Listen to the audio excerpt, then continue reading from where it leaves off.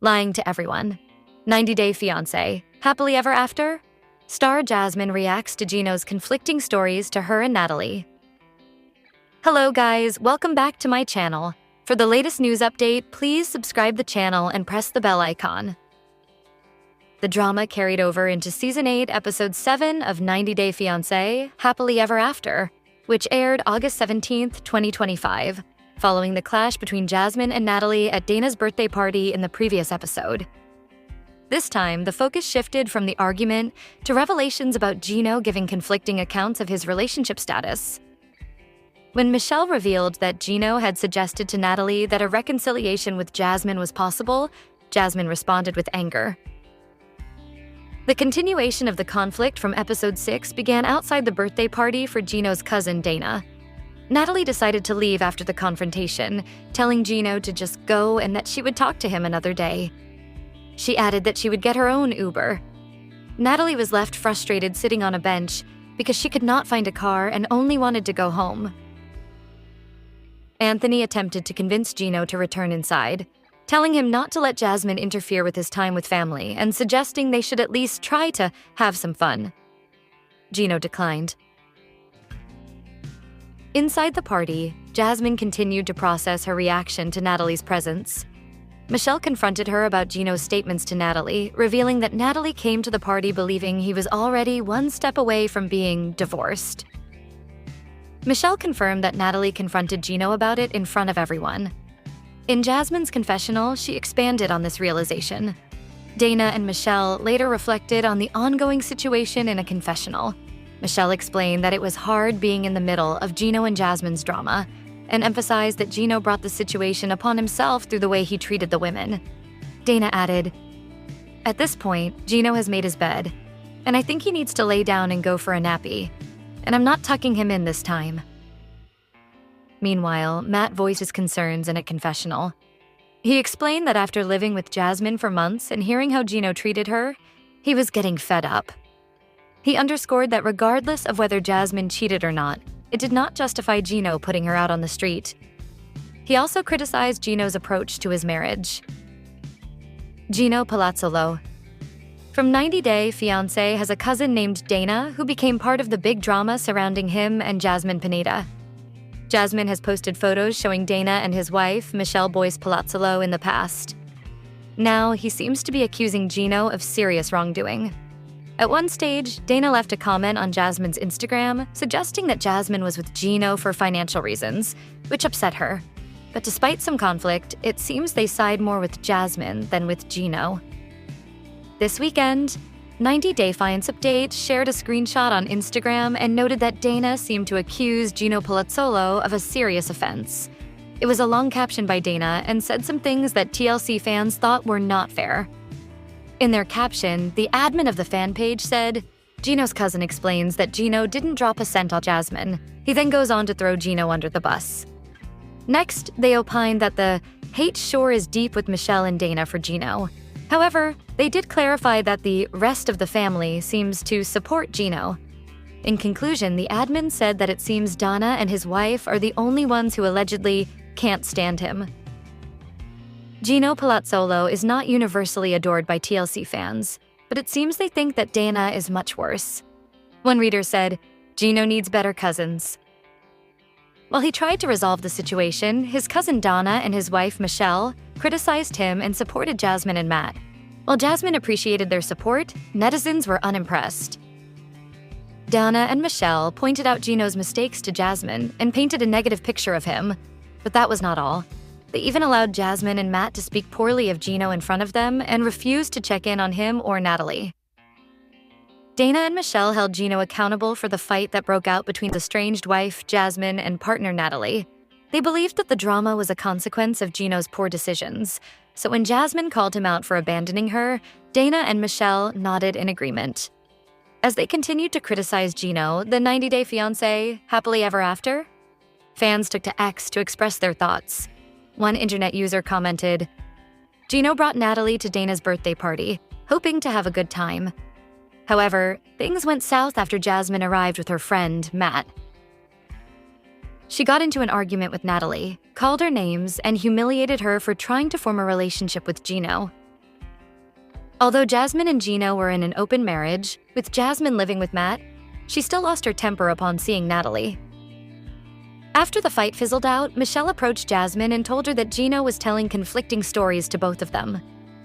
According to Michelle, the 90-day fiancé, happily ever after, Star had told Natalie that he hoped to get back together with Jasmine, when in reality, that was not the case. Michelle accused Gino of lying and creating the tension between the two women. She also nodded in agreement when Jasmine called Gino disrespectful. While speaking to the 90-day fiancé, happily ever after, cameras, Michelle stated that no one but Gino was responsible for his complicated situation. Dana chimed in, saying that although he felt bad for Gino, he would no longer help him with his issues.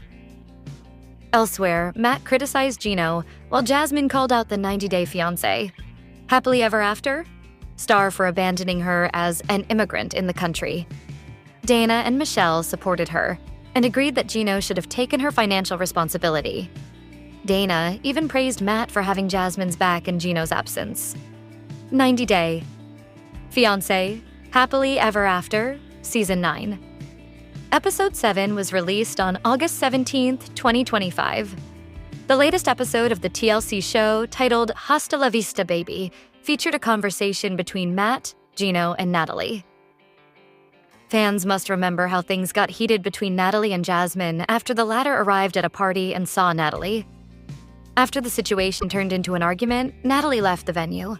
Later, Matt, who is currently Jasmine's roommate, followed Gino and Natalie. It was the first time that they both met Matt. 90-day fiancé. Happily Ever After? Star. Matt recalled his conversation with Jasmine and said Gino was considering not getting divorced last week. He shared details from Gino and Jasmine's conversation that she had shared with him. The latest episode also saw Matt following Gino and Natalie after Jasmine's fight with the latter. He also told Natalie that Gino was considering getting back with Jasmine. I'm surprised that Jasmine ended up with this guy. And also, I'm thinking in my head, what is he coming outside for? What does he want? Why is Matt even here at this birthday party? Like, who invited him? On the other hand, listening to Gino and Jasmine's conversation from Matt, Natalie told him that their conversation was between them. She also said what she and Gino discussed was private. She told Matt about how Jasmine's behavior was and how she wasn't even given an opportunity. All I know is I came to Michigan to try to have a good time. I walk in there and, somebody doesn't even know me. Calls me things. Jasmine didn't even give me an opportunity. 90-day fiancé. Happily Ever After? Star. Natalie also mentioned how Jasmine was calling her names and that it was disrespectful. In response, Matt told her that Jasmine shouldn't have behaved that way. However, when she saw Natalie standing beside Gino, Natalie asked him what it had to do with her. And if that was the case, then Jasmine should have been upset with Gino and not her. Gino was surprised to hear that. She added that Matt was making excuses for Jasmine's bad behavior. Matt told them that Gino and Jasmine were still married. Gino interrupted and said that, despite that, she was living with Matt.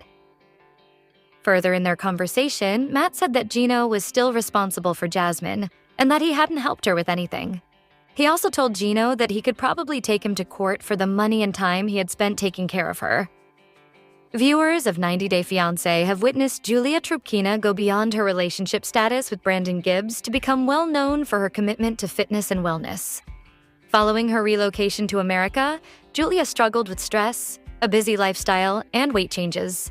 To regain her body and confidence, she resorted to bodybuilding, yoga, and disciplined habits. Julia admits the weight she gained while filming didn't come straight off with conventional exercises, but incorporating one yoga session a week helped to reset her system, which is when things really started to improve. For example, she detailed a basic yet beneficial pre-show routine that she utilized as a former competitive bodybuilder. Eating smaller and more frequent meals, increasing hydration, increasing activity levels, and continuing to do what you love. Julia's story exemplifies not only change, but also a comprehensive approach to well-being based on discipline and mentality. Despite attempting more conventional types of exercise, such as jogging with the dogs or working on the farm, Julia was not experiencing any improvements. Stress, hormonal imbalance, interrupted routines, And extensive travel while filming 90 Day Fiancé, Happily Ever After, were the reasons she attributed to her weight gain, as mentioned in the caption of her May 2021 Instagram post. After a string of meandering episodes, 90 Day Fiancé, Happily Ever After, Season 9. Episode 7 was a banner installment that proved maybe there's still life left in this spin-off. For once, nearly every couple brought something wild, messy, or shocking to the table, and the result was non-stop drama from start to finish. Let's start with the aftermath of Jasmine versus Natalie, because what on earth was that?